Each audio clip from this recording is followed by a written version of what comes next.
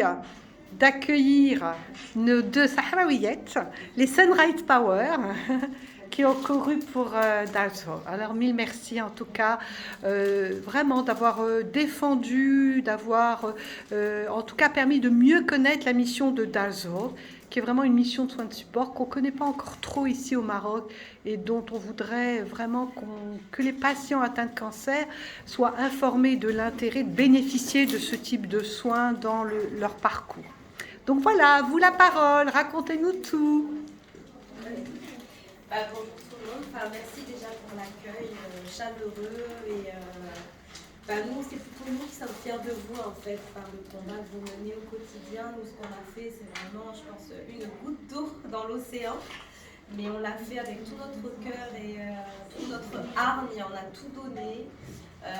Franchement, bon, moi c'est vrai que personnellement je ne connaissais pas l'association avant que Iman m'en parle parce qu'elle expliquera tout à l'heure pourquoi on a choisi cette association, cette cause, etc. Je trouve ça vraiment effectivement de se dire qu'au Maroc il existe des structures comme celle-là, c'est juste formidable parce que je pense que quand on n'est pas confronté à la maladie, on ne se rend pas compte que ce genre d'accompagnement est extrêmement important.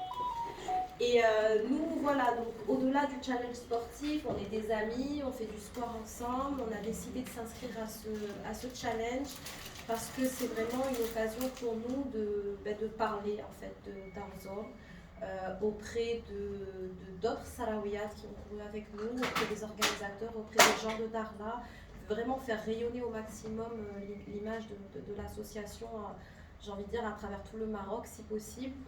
Donc c'est vrai qu'à notre petite échelle, on essaye vraiment de parler de tout ce que fait l'association. Voilà, donc moi ce que je retiens de ce challenge, c'est que vraiment ça n'a rien à voir avec la maladie, mais si on doit faire un parallèle, c'est ce dépassement de soi en fait, dans lequel on était. Et vraiment, je pense que plus d'une fois, Iman m'a dit je suis sortie de mon corps parce que c'est vraiment l'expression, c'est vraiment le cas, physiquement, mentalement. On a beau faire du sport, mais en fait, c'est quand même quelque chose d'énorme. Et je vous assure que je n'ai pas encore le plaisir de toutes vous connaître. Vous êtes magnifiques, vous êtes belles. Et tous les jours, je pense, tous les jours en se réveillant, on pensait à vous. On se disait, c'est pour les guerrières de Darzor qu'on le fait.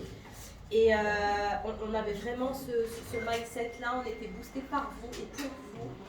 Et du coup, voilà, c'est vraiment un honneur pour moi aujourd'hui d'être accueillie par vous. Et je pense que notre combat, en tout cas pour vous, à vos côtés, ne s'arrête pas avec la Salawia. On continuera à faire des actions toujours à notre échelle. Merci. Merci. Mais on fera tout ce qu'on peut pour faire parler de l'association, pour ramener des partenaires qui peuvent supporter, qui peuvent aider. Tout ce qu'on peut faire, on le fera corps et âme, j'ai envie de dire. Merci beaucoup.